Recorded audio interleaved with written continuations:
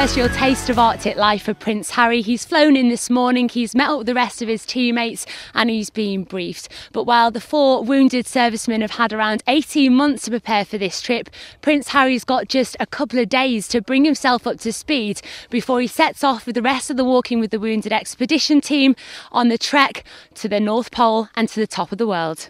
Are you ready for it? You nervous? I am nervous. I'm nervous for them. I'm slightly nervous for myself as well. But you know, at the end of the day, it's going to be a fantastic adventure. I'm very lucky to be amongst a group of lads like this. I'm only there for 5 days, and I'll probably shed a tear like everybody else will when I leave them. You know, those guys are fantastic, and I wish I could carry on the whole way. But yeah, me, anybody else, you know, 5 days with that lot, and then when you leave them, it could be quite emotional. So we'll have to wait and see. I'm going to have a go now at jumping into the icy water to see what it's going to be like for the lads when they have to get in and cross the icy leads on their way to the North Pole. So here goes. Oh. Woo. How is it, Katie? It's not that cold actually, it's quite nice. And with it being a very chilly -25 degrees out here again today, it's not something they're doing just for fun. They're actually testing out their protective suits for when they have to cross vast stretches of icy open water where the ice below them pulls apart.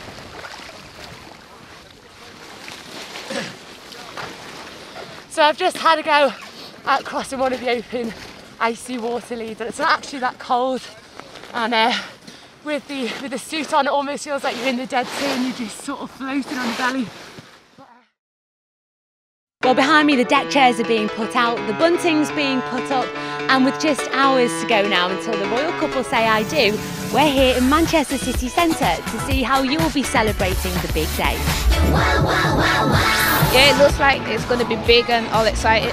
I don't even know who they are. It's good for like the country and the way everyone's celebrating it and like pulling together to do everything, like street parties and things. Good luck, kids, and Will! Well, the happy couple have been smiling back at shoppers here at Spinningfields for the past few weeks. But if you look really closely, it's actually made out of thousands of little love hearts. Now, I'm joined by Fran Goddard, and you must be quite tempted to eat a sweet every time you pass it. I have been, hopefully you won't spot any gaps.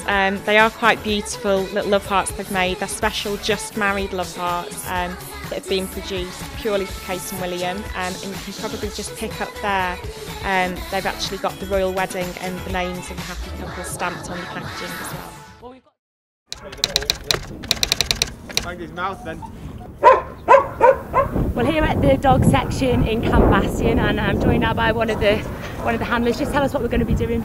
Okay, we're just going to be doing a straight release for the dog. You're going to be very aggressive towards the dog, then you're going to run away, and the dog will be released and it'll take your arm, hopefully, or maybe take you down. There are around 50 soldier dogs based here in Camp Bastion, and their role is to help sniff out roadside bombs. And like this protection dog, they're designed to chase after people who may be carrying explosives. Now, this suit is what the handlers use to train the dogs. It's very padded so they don't get bitten, but it also makes it quite difficult to move around and even stand up in. In fact, the last person to wear it before me was David Beckham, who even the dogs wanted a piece of.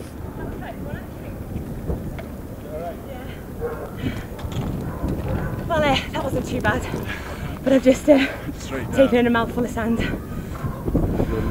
I'm alive. Okay, the vehicle we've got here is a Hemi high mobility engineer excavator. As you can see, it was hit by an IED. Good thing about it, the guy got out without any injuries. He thought he'd lost a tyre. If you look at the damage at it, it's absolutely fantastic. Gives the guys so much assurance on the safety of the equipment. Well, we're here at Spinningfields in Manchester city centre, where the crowd went wild when we got our first glimpse of Kate in her beautiful wedding dress. So what did you make of it? Oh, it was beautiful. It was such a classic dress, and it was just a beautiful ceremony. So romantic. It was really good. And was the dress what you thought it would be? Yeah, really lacy and classic, and she just looked lovely, really classy and, you know, just traditional, and yeah, really liked it. Now, talking of special dresses, obviously the four of you have got some fabulous outfits on. Just talk us through them and why you decided to wear them today. We thought, why not be patriotic, basically? So we've got the Union Jack on them, and these two actually found it in a little boutique in London as well. So we thought, why not wear them?